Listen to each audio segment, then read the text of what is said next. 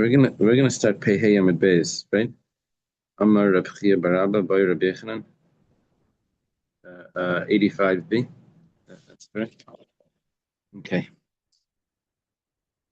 See that on the top? Pehei Amid Beis. It's maybe like 4 lines, 3 lines. Yeah. We thank Hashem that you're able to learn Torah every day. Supposed to our learning, we should have the Beis Hamikdash immediately. We say also for Yitzchak Kislev, Shana Tova, Belimerach Hasedas, Bedarkech Hasedas, right? Gaseva Vasechasema. It's plural. Okay. Amar Chia Baraba.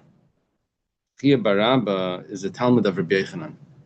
He was this famous student of Rabbi Yechanan that always said over his everything that Rabbi Yechanan taught him every 30 days to make sure that it was all correct.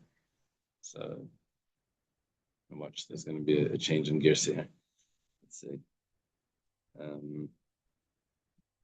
No. Okay, boy, Rabbi Yechanan. Rabbi Baraba says that Rabbi Yechanan had the following question. Imurei kachim kalem shehelan lefnei zrika stamim yerdu or lo yerdu. We spoke about this before in the name of Ula. Ula was someone that traveled and he would bring shilas from Eretz Yisrael or halachas from Eretz Yisrael. So it's interesting that he said this before, but he didn't say it in that it was Rabbi Yechanan Shaila. He brought it from he brought it with this halacha. So we're talking about now the limbs of a Kodshe Kalim sacrifice. Kodshe Kalim means that it's really owned by the person. It's not really, it doesn't become fully sanctified until the blood is sprinkled. Then the organs that go on the altar, that's when they become fully sanctified. It's of lesser holiness, the Kodshe Kalim, like the Shlamim and these types of sacrifices. So if the blood wasn't even put on the altar, but the limbs, the organs already went up on the altar before they're supposed to be.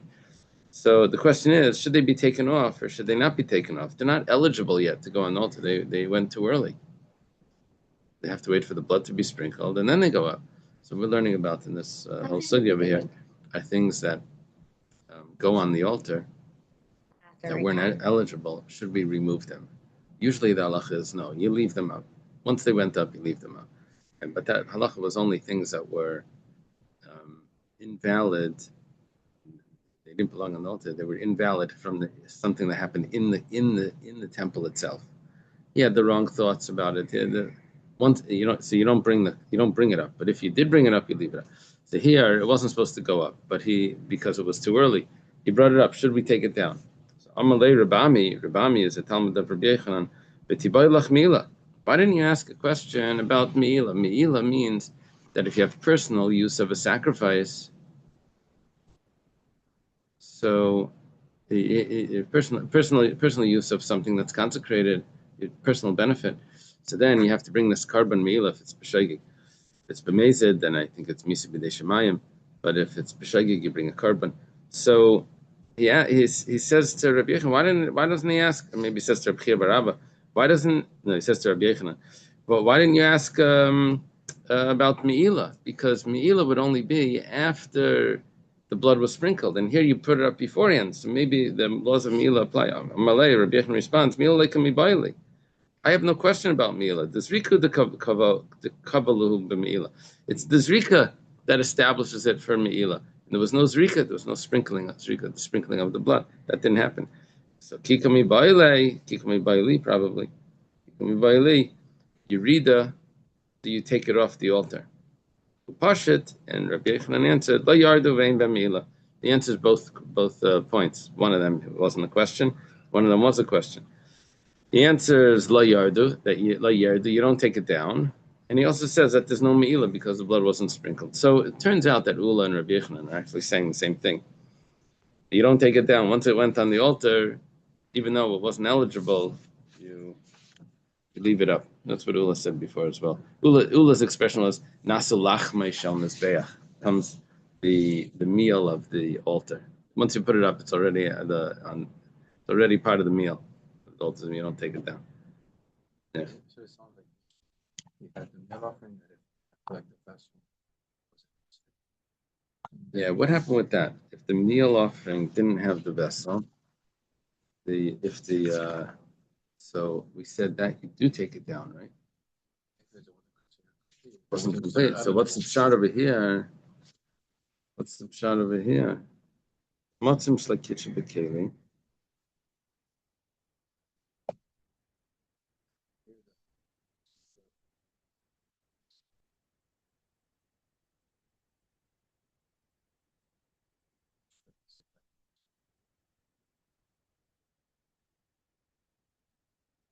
Taisvis, back over there, discusses your question.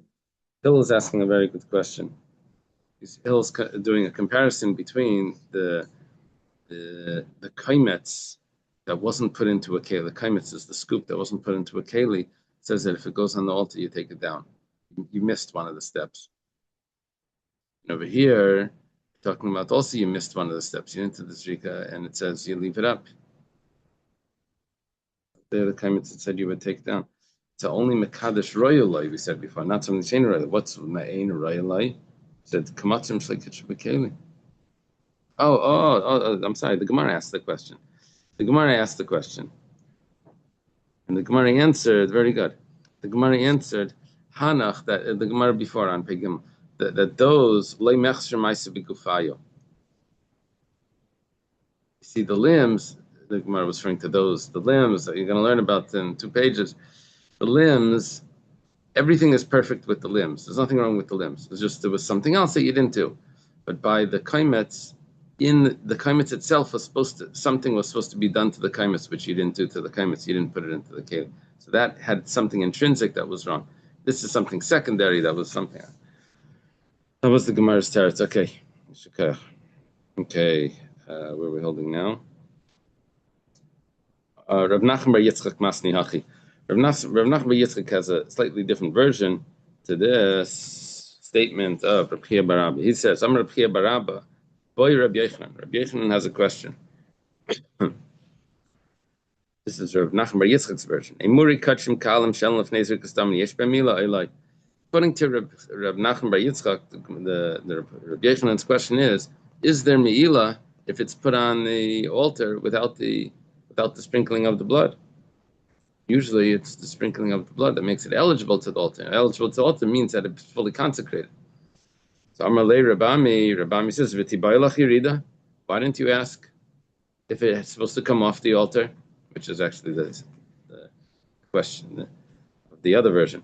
Amarle yirid leikami bayle. Oh, I know that answer. I'm not asking that because the nasalach mishal beach. I know it's already becomes the meal of the altar. Kikami bayle meila. My only question was meila. Pashad hachi, and he answers, lo yardu. You don't take it off, like Ula said, and first answer of Rabbi Yochanan, and there's also no meila, which is there's no difference between these two. In the conclusion, there's no difference. In the question, there's a difference. Was Rabbi Yochanan asking if there's meila? Or was Rabbi Yochanan asking if it's supposed to come off the altar? Yeah.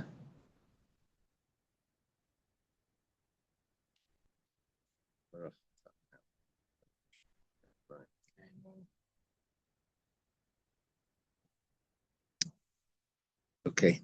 Now it says, Ve'elu psulin. Following that were puzzle, not in the temple, but before they came to the temple, if they go on the altar, you have to remove them. They were puzzle already from way back. We're talking about things that don't belong on the altar. So one example of that is something that an animal had a mum. Comes along Rabbi Akiva's machshir. He says if it had a mum, it's eligible. So now the Gemara discusses this statement of Rabbi Akiva, Rabbi Yochanan. Rabbi Yochanan says, Rabbi Akiva, what's Rabbi Akiva's logic? What's his? Where's he getting this from? Akiva is saying that something that's not eligible to the mizbeach at all should not go on the mizbeach. The only thing is that when it has a mum, it's possible in certain circumstances that it would still be eligible. What circumstances would it be eligible? If it would be a bird, because the laws of birds don't include mumin. A bird is allowed to go on the not if it's missing a limb, but there's certain things that are a mum on a bird. I'm sorry. Or like book, like a scratch. So here, like a scratch on the eye, a slit on the eye of a bird wouldn't be a problem. So it says hayal uksherin ba'ifas. If it would be a cut on the eye of a bird, that wouldn't be a problem. So therefore, since I find in certain circumstances that this is eligible, so therefore we say once it goes on the altar, even in other circumstances we could leave it up. He adds in, but this is only if it was consecrated before it got the mum. Otherwise, if it was consecrated after it got the mum, then we would say that it wasn't eligible at all. It always had the mum, it was never eligible. Here, it was eligible. Then it got a mum, and that mum doesn't affect birds. It affects this, but not birds. They'd say, okay, so it's considered like it's if it goes up, you don't take it down. Rabbi Akiva would agree that there's no such thing by the birds as male and female that would invalidate it for the altar. There is such a thing as male and female birds. You go to Kaparas and you ask for a male, you ask for a female. Even though I don't think they know what they're talking about when they give it to you, because you can't argue with them, right? Unless you hold it for a month and see if it what's it called, grows in the morning. But when the Torah says you have to bring a bird, it says Torah b'nei yaina. Does it say zachar or nekeva? It doesn't say that. It doesn't matter. Torah b'nei yaina. You bring whatever, male, female, it doesn't matter. So I could have understood like this. I could have understood that Rabbi Akiva holds that anything that's kosher for a bird would also be b'di'eved for an animal, would stay on the mizbeach if you put it up there by mistake. So he says, so maybe I should think that also that if you take a female animal, you bring it up as an ayla. An ayla is supposed to be a zachar. You bring it up as maybe you should leave it there because by a bird that would be eligible. He says, no. That's considered kadam muma le'ekdesha, that it had the blemish before it became consecrated. It was a female was always a female. They didn't have that modern stuff. You could tell. Yeah, but it doesn't matter. Even though by the bird it would be fine. Even though by the slit on the eye, right, you can see by both of them. But nevertheless, since by the bird it would be eligible, so I should say by the animal, b'di'eved, once it's on the altar, you don't take it down. So maybe we should say like this: since by the bird it's eligible, an aylas oif, bird ayla could be a nekeva. So therefore, I should think also that maybe by the animal b'di'eved, I shouldn't take. So Rabbi Akiva says no. No, it's considered that it always had the blemish before it was consecrated. Yeah. Oh, cataract, that's what they call it? Dukin Shabayan? Okay. No problem. Here it's like a step removed. It's not like on the flesh. It's like on the eyeball. Okay. So maybe that's what it's about. It's fine. It's fine. They're following Rashi where there's some sort of growth in the eye. Yeah. Okay. Boy Rabbi Yirmiyah. Rabbi Yirmiyah has a question. Yesh nirba ba'ifis, ein nirba ba'ifis. Wild question. Mi amar mina behimalaytz yasreva va'nirva kalechadisa berevis b'nirva kalechadisa berevis b'nirva idilma rein evda ba'aver. Listen to Rabbi Yirmiyah's question. This is a human having relations with an animal. So we know that if a human has relations with an animal, the animal is not eligible to go on the altar. It's called if it's also killed either ways. Yeah, if there's witnesses, right? But let's say it's not. Let's say there's no witnesses. If the man gets killed, right, because of the aveda, the man gets killed, then the animal gets killed as well. But that's only because the man gets killed. But if there would be no witnesses, then the animal doesn't get killed. Then how would we know that he did it? Let's say there's one witness. Let's say he admits. So then, but he still can't bring the animal as a carbon. Still not eligible as a carbon, even though we're not killing the person, we're not killing still can't bring it as a carbon. Okay, now there's two possibilities. There's the Reva and the Nirva. Reva would mean that it was a male animal that lived with a woman, a human woman, or it was a Nirva. It was a male human that lived with an animal. Okay, now when it comes to a bird, you only have one possibility. it's a male human that lives with a bird. There's no such thing as a male bird that lives with a female human. That wouldn't be there would be no such thing. So Rabbi Yirmiyah's question is like this: is there a possibility of nirba ba'ifas, that a male human should live with a female bird? Would that invalidate a bird? Mi amar, do we say min habehema loitzi esareva? When it says in the Torah, it says that you bring a sacrifice. It says min habehema, from the animal. What do you mean from the animal? It's coming to exclude that not all the animals. Which animals not? If the animal lived with a human. So when I say mina behema, it's coming it's coming to exclude an animal that lived with a human. Now in the animal, it could go both ways. Now the question is, do we say that it needs to be both ways in order for it to be invalid? No, so only by the animal will it be invalid, because by the animal I could have only if you have a raiva and you have a nirba, which means it's a male human, or raiva would be a female. Female human with a male animal, or a nirba, or a male human with a female animal. But hechad lesser raiva, lesser benirba. But maybe if you don't have both, and you don't have both options, and you don't have any options, Dilma, or perhaps what do you care if it's not able to have the other option? So what? Avera was done. It shouldn't go on the altar. Amar Rabbas. Rabbas says Tashma. Let's try to answer Rabbi Yirmiyah's question. Rabbi Kiva Machshir B'Bali Mumin. Kiva says that a Balmum, once it goes on the altar, you don't take it down. V'misa. Why was he Machshir B'Bali Mumin? Said because by a bird, you wouldn't take it down. Yeah, that's what Rabbi Kiva's logic was. If by a bird you won't take it down, so you don't take it. If by a bird it would be eligible, so by an animal you don't take it down. And if we're going to say, is that supposed to be like a kavachaimer? No, it's not a kavachaimer. It's a. It just shows that there is a type of leniency here, which allows me to say b'di'evet, let's just let it pass.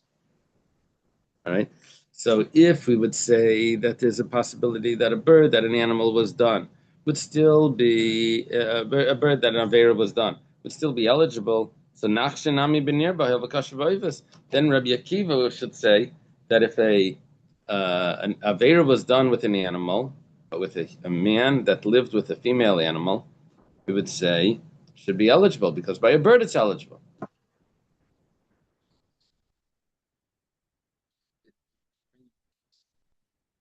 The animal has a history, Right. and then the other case, but the slit in the eye, like that could have happened in the Beis Hamikdash.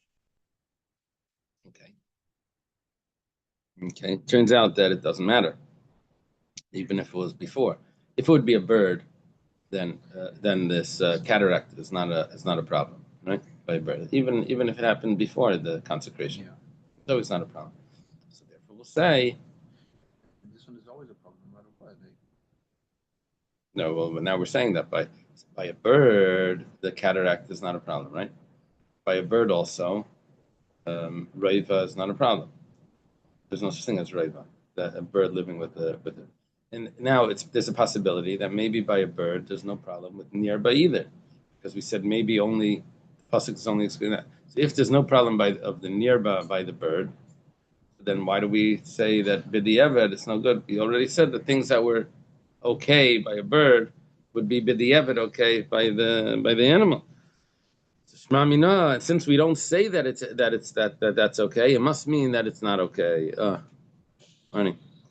Rav Nachman Bar Yitzchak Kapanan Amitanina. Rav Nachman Bar Yitzchak says, this is our second Rav Nachman Bar Yitzchak today. So we have this in the Mishnah. We're on 85b. So we have this in the Mishnah. The Mishnah says, "Hanirba ba'muksav ha'nevad bestin mechir v'tumtum andregas kulam metamen begadim v'beis abli yashmamina." This is actually talking about a bird. It's talking about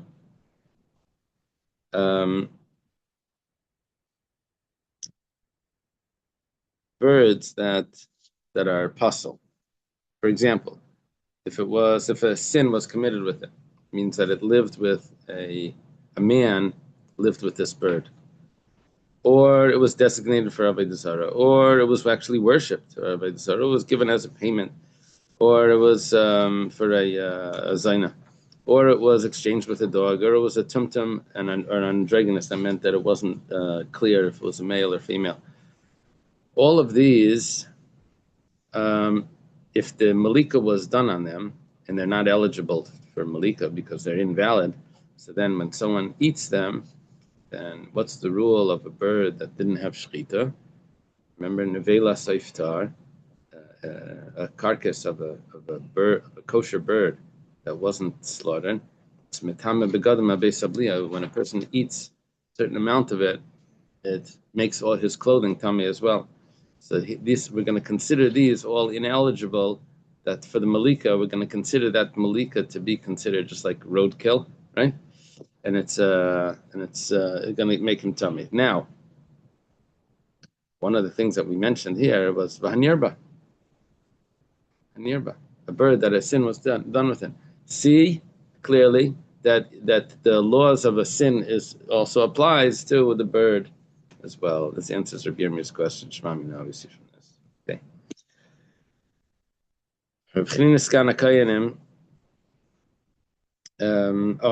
I left out an important point here because we passed through. We said tumtum and androgynous. The gender was unclear by the bird. We said before that it could be male or female by a bird. So now you're telling why is there a problem if the gender is unclear? So it turns out that if it's a male or a female, it doesn't bother us. But if the gender is unclear, it does bother us.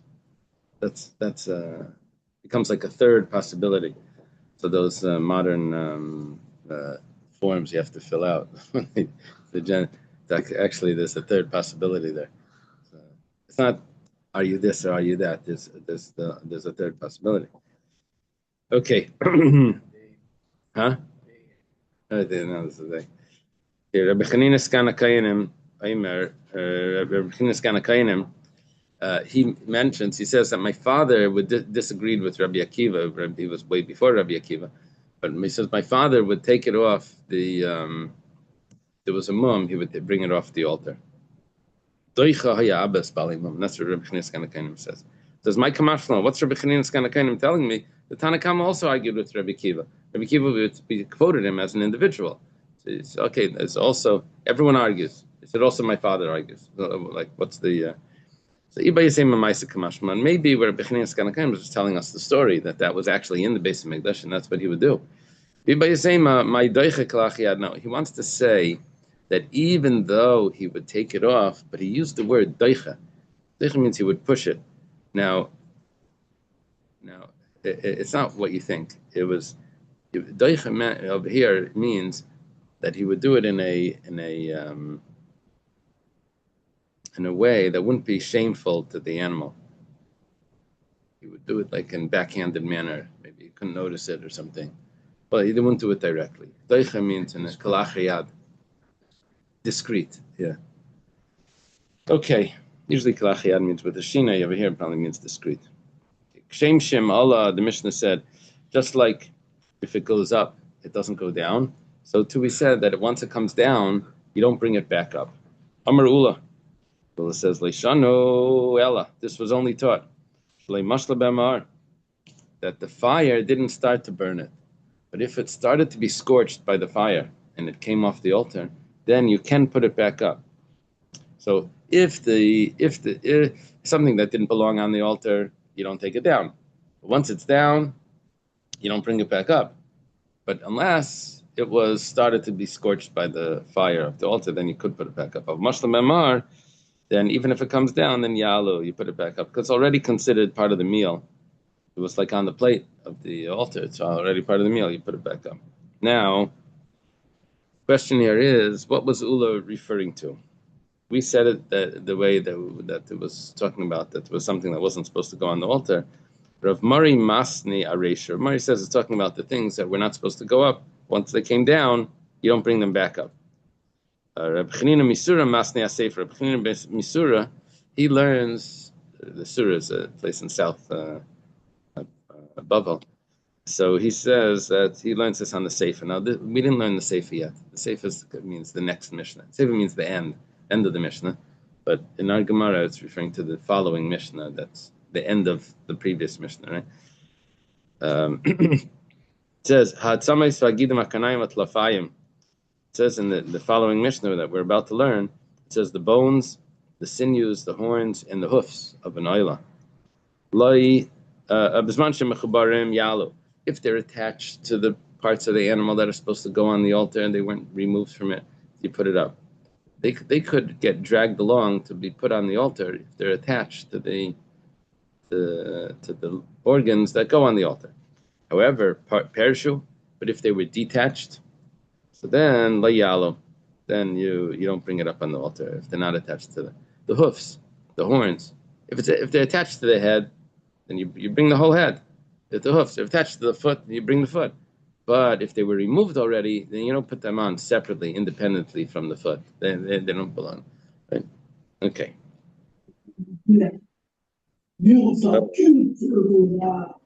Second.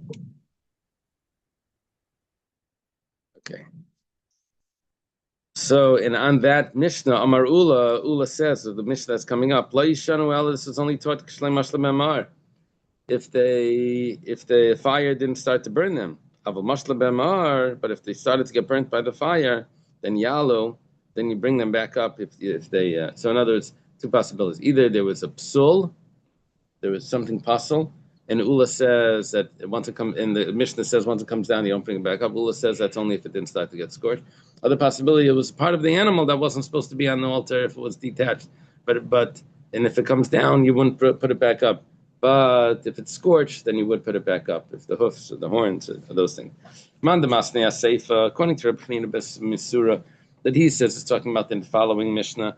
So in Kolshkin Aresha, these things have no possibility to go on the altar. The hoofs, the horns, they don't belong on the altar. But if they're scorched, you put them back up. And so for sure, Aresha, for sure, things that really do go on the altar. The only thing is there was a psul. So once they started to get burnt, we leave it. We put it up. Manda Masni Aresha, but if it's only talking about things that were really that type does go on the altar. The only thing is that this had a psul. And you took it down. So if it was scorched, you'd put it back up. Maybe Avala Seifa, Lav B'nei but on the next Mishnah, maybe it would say that what are you talking about? Put it back up because it got scorched. It doesn't belong on the altar. It's not even part of something that's eligible for the fire. Its type is not eligible. Okay. Now let's learn this following Mishnah. Be'elu, the following items, imalu, yardu. If they're put on the altar, you take them down. Yeah? You take it off the altar. Basar kadshe. This is the flesh of a sacrifice. Whether it's a holy sacrifice, or basar kachim kalam, or if it's of lesser holiness. Either way, the flesh doesn't belong on the altar. The flesh is meant to be eaten. Unless it would be an oila or something like that it was burnt on the altar. But otherwise, if it goes on the altar, you take it. Hey, that's my lunch. The Kayan says that you can take it off the altar. Maisa Aimer, the carbon Aimer, which is brought on the second day of Pesach, was only brought a scoopful of it. It wasn't brought. The whole thing wasn't burnt on the altar. The rest of it was eaten. Shtei alechem, the 2 loaves of bread that are brought on Shavuos, that come with the sheep, those 2 breads are eaten. If they're put on the altar, you take it off. Lechem apanim, the showbread, the 12 loaves of bread on Shabbos. Shiarim menachis, any remnant of any meal offering is supposed to be eaten. B'kteiras, and also the kteiras that went onto the altar. Kteiras goes on the inner altar, not on the outer altar. If it went on the outer altar, you take it down. Okay, now there's an interesting halacha. It says hatzemer shebarashi kvasim, the hair that's on the head of the sheep. Now, the reason why he mentions the head is because the rest of the animal was skinned, but the head wasn't skinned. So if you put the head on the altar, what about the hair that's on the head? It's going to smell. But wait a second, we'll get to the point. Bisar shebezakanti yashim, or let's say it's the hair of the goat, the beard of the goatee. Atzames vagidim akanayim atlafayim. or the bones, or the sinews, or the horns, or the hoofs. All of these items, if they're still attached, the hair's attached to the head, the horns are attached to the head, the hoofs are attached to for all of these things, or the sinews are attached to the organs. So if they're attached, then you put them up together with the what goes up. Shenemar Biktar Kain Sakal. The Kain offers everything up on by the Oila. Says he offers the entire thing. Perishu, but if they've been separated from it, then layala, you don't put it on the altar. Shnemar, he quotes a pasuk over here. Va'asisa lesecha basar adam. You should do your oila, should make the oila of flesh and blood, which means that there's only certain things, the flesh and the blood, that go on the altar, not the other items. So it's interesting. We have contradictory psukim. One pasuk says Biktar kaina sakal, that you put everything on the altar. The next pasuk says you don't put everything on the altar. It's just the oila, right, by the carbon. In the same carbon, I have sisa lesecha basar v'adam, flesh and blood, everything. How does this work? So the way we resolve the contradiction is we say, if it's attached, then it's everything. If it's detached, then it's only the flesh and the blood.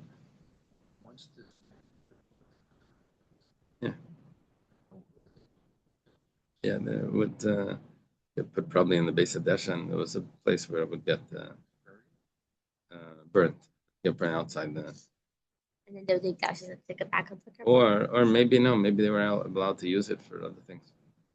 Yeah, you can make bone china. Use the sinews for the tefillin, right? They make the shayfer from the horns. Maybe, let's see. Okay, let's go to the Gemara. It says Taner Rabbanan. We have a brisa similar to our Mishnah.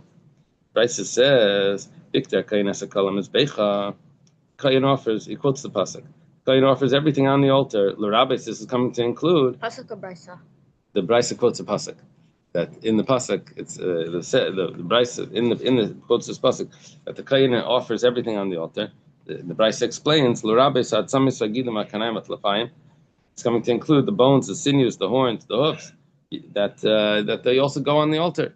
Because it says he offers everything. What's everything? Even these things. Yachal afilu pershu. Bryce elaborates, says maybe even if they've been separated from the flesh and from the organs. Talmud Laima, Pasuk says no, in that case not. It says Vasisa leisecha basar adam. It says that you should do the burnt offering with the flesh and the blood. Basar adam, if it's only the flesh and the blood, then maybe you should have there should be a job over there of someone removing all the sinews and the bones, these special knives that cut the meat off the bones, like sharp knives. Maybe should have to do that and not allow anything that doesn't belong on the altar. They should have to have something that's doing that. So Talmud Leimer Bikta Kayin Asakal, you don't have to do that.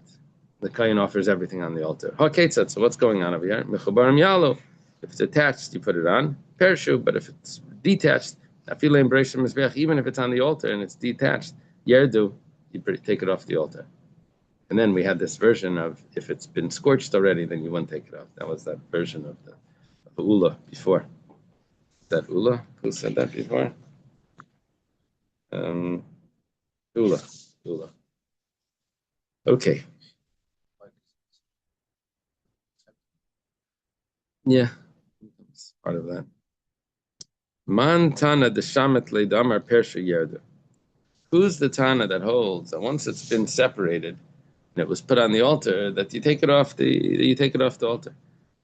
This we say is Rebbe. It's the opinion of Rebbe. The Tanya was taught in a brisa. Biktar kainasa kolam is becha. The brisa quotes the pasuk. It says everything is offered on the altar. L'Rabbis at samaskilim at karnaim at lafayim. Afilu pershu. Even if they've been separated, you still put it on the altar. Wow, this is a different opinion. Almani mekayim v'sisa l'secha basar adam. The brisa asks, so what do you do with the other verse that says that you only put the flesh and blood if you're putting up the hoofs and the horns? And Laimalach, that's coming to tell you, if it comes off the altar.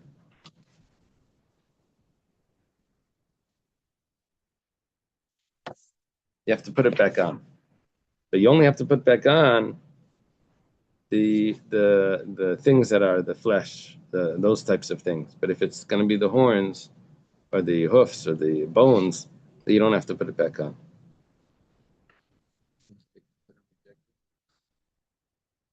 No, rejected was a different issue. It just means that you don't have to finish it off.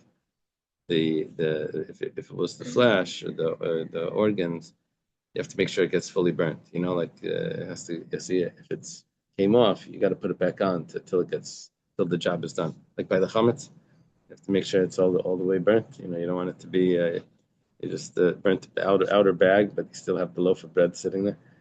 So Rebbe argues on the Tanakh, and he says, one pasuk says that you offer everything on the mizbeach. Another pasuk says that's riba, that's inclusive. Another pasuk says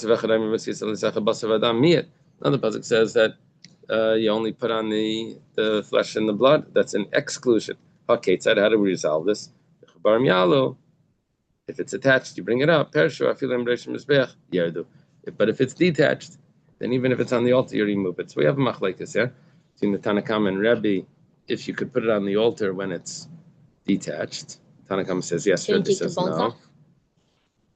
If the bones are removed, according to the Tanakh, you still put it on. According to Rebbe, you don't. But if it pops off, you don't have to go and put it back on. Even according to the Tanakh that puts it on, you don't have to go and put it back on until it's fully burnt. They said you only put on the flesh and the blood. Yeah. So if you already take your knife and take it out, then obviously you don't take it on. So that's Rebbe's view. And the Tanakh says that you can still put it on. Yeah, the pasuk. Oh, it's very good. What does it do with the pasuk? Excellent.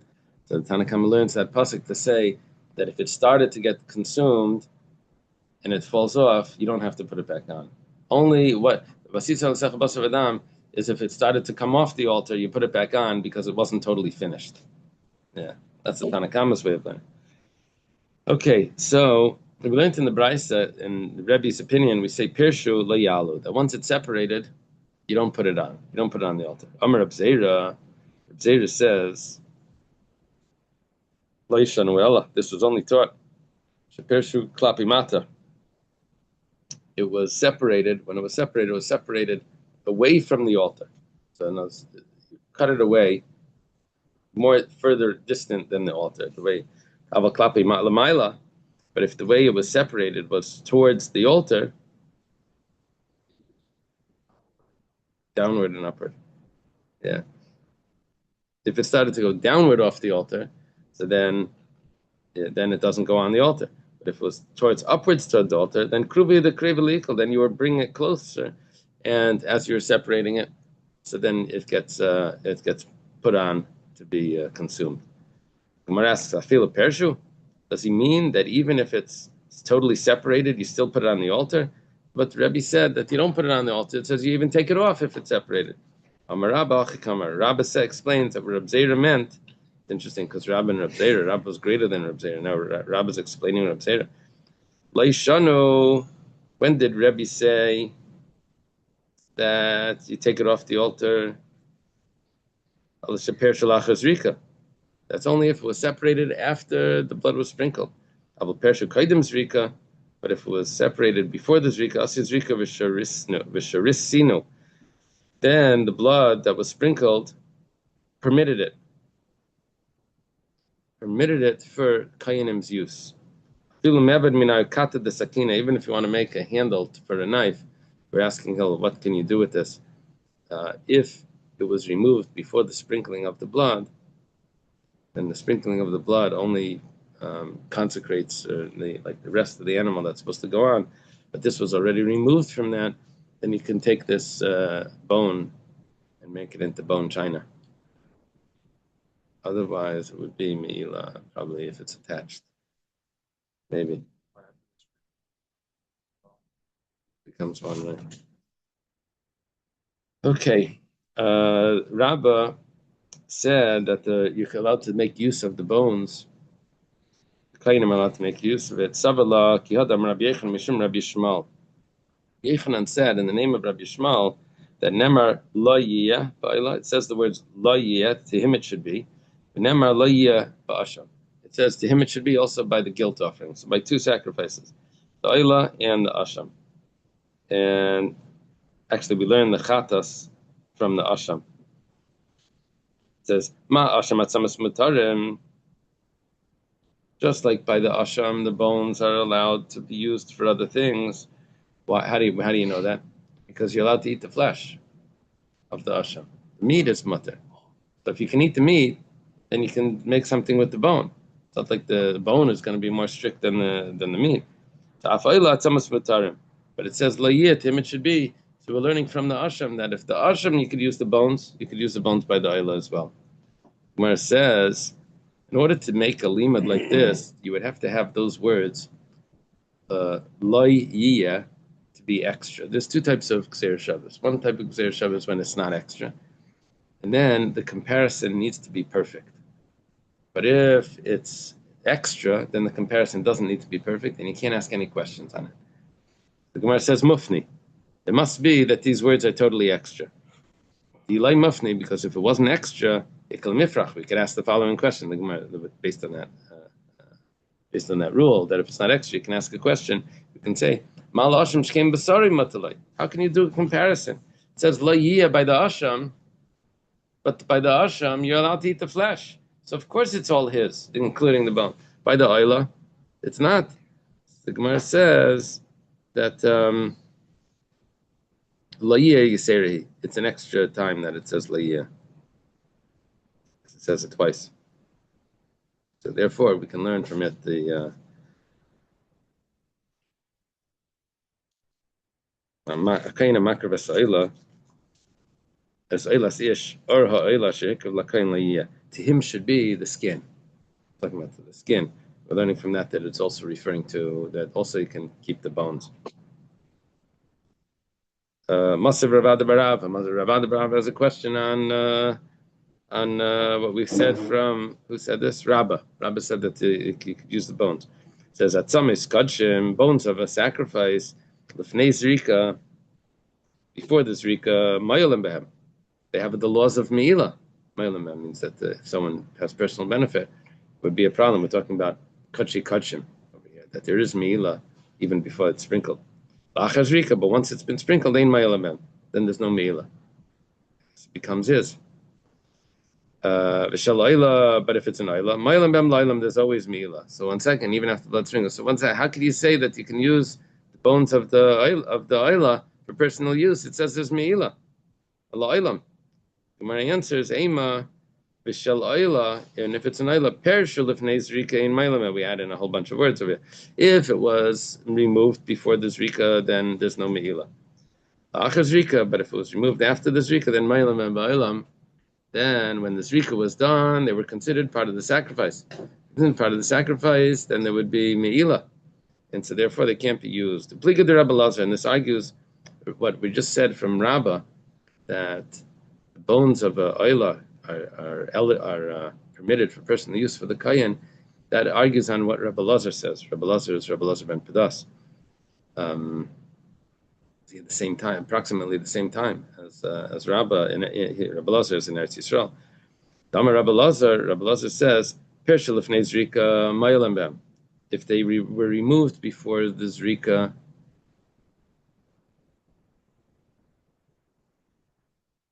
then there is Me'ila.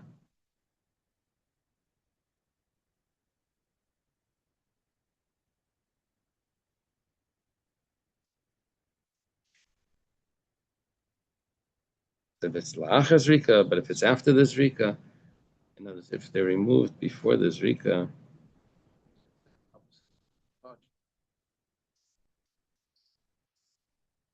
the more holy gets released after the Zikr, that's our holy. I think what's happening is that if they're attached to the meat, then the Zrika that permits the meat to be eaten permits the bones as well. If they're not attached to the meat, then the Zrika doesn't apply to them. They retain their holiness from before. And that's the pshat. So in Rabbi Lazar says, the Pirshal if Zrika, Ma'ilam, the same thing that Rabbah says. However, La'achas Zrika, Here's where they argue if the bones were separated from the flesh after the sprinkling. So therefore, at the time of the sprinkling, they should have become permitted, but not so much. It says you still can't have personal use from them, but there's no the rules of meila are off. So Rabbi Lazar has this extra stringency in there. But the rules of meila don't apply, but you still can't have personal use. You can't make your knife handle or bone china from the bones. So then what It's in the middle category.